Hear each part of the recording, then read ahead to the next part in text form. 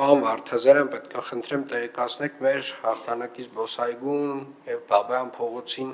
հարող հողատարածքների վերաբերյալ, որոնք որ մեր փաստացի այգու մի մասն էին եւ ինչ որ մի տարի սեփականաշնորհվել էին եւ այդտեղ մենք արդեն մի 2 տարի process ունենք, ոնց որ որը մոտենում է իր կարևոր հանգուցալուծմանը։ Խնդրեմ։ Հարգելի պարոն քաղաքապետ, խնդրու առարկա հանցածող երկու գույքերից առաջինը դա Բաբայան փողոց 1/1 հասցեով ամրագրված շուրջ 6900 քառակուսի մետր մակերեսով մասնավոր սեփականություն հանցածող հողատարածքն է, որը փաստացի հանդիսանում է զբոսայգու անտառային շերտի մի մասը եւ տեղակայված է Մայր Հայաստան հուշարձանի հյուսիս-արևմտյան հատվածում, պատկերում նշված է կարմիր կետագծերով հողատարածքի սահմանը։ Նաև համաձայն Երևան քաղաքի գլխավոր հատակագծի տվյալ հողամասը ներառված է հատուկ պահպանվող հուշարձաններին գոտում, որը նույնպես փաստում էր կառուցապատման անհնարինության մասին։ Հաշվի առնելով վերոնշյալ հանգամանքները, աշխատանքային կարգով հանդիպումների եւ բանակցությունների արդյունքում ձեռք է բերվել պայմանավորվածություն տվյալ հողատարածքի սեփականատեր հանդիսացող ընկերության ղեկավար կազմի հետ հողատարածքը համայնքին հետ վերադարձնելու եւ այգու անբաժանելի մասը դարձնելու վերաբերյալ։ Արդեն իսկ ընկերությունը քաղաքապետարան է ներկայացել համապատասխան դիմում հայտը, որի հիմքով նաև ձևավորվել է քաղաքապետի որոշում։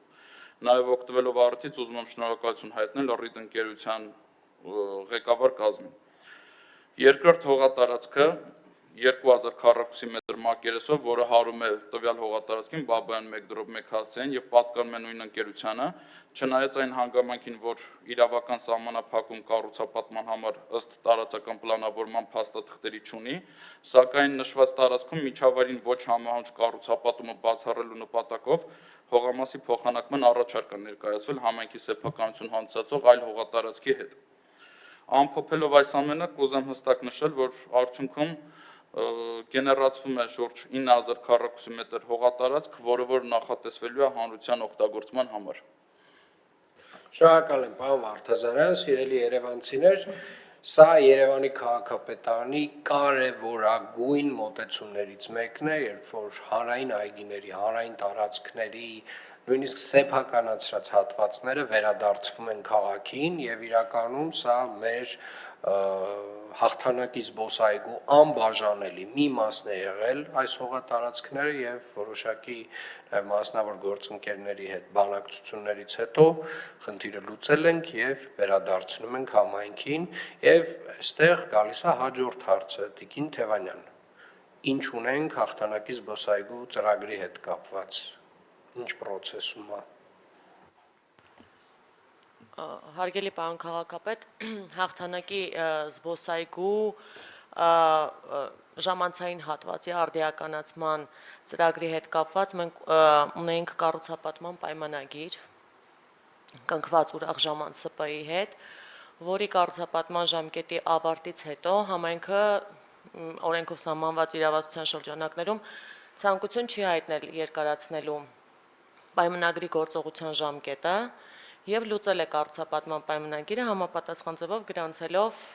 կադաստրի կոմիտեում։ Սակայն ուրախ ժամանց ՍՊ-ի կողմից դատական հայց է ներկայացվել եւ դրա շրջանակներում շուրջ 1 տարի տևած դատական process-ի արդյունքում Առաջի Հայցյանի դատարանի կողմից հայցադիմումը մերժվել է եւ հաստատվել է, որ համայնքին չի պարտավորեցվում կնքել կառուցապատման պայմանագիր, ինչը բողոքարկվել է վերաքննիչ դատարան եւ այդ ընթացքում հայցի ապահովման միջոց է կիրառվել, այդտեղ մեր գործողությունները սահմանափակված են, որովհետեւ process իրականացնելու կապակցությամբ եւ մենք սպասում ենք մինչեւ դատական process-ները ավարտվեն, որպեսզի կարողանանք ծրագիրը իրականացնել։ Շատ բարի, իրականում սա էլ նորմալ իհարկե իրավական ընթացակարգ է եւ այստեղ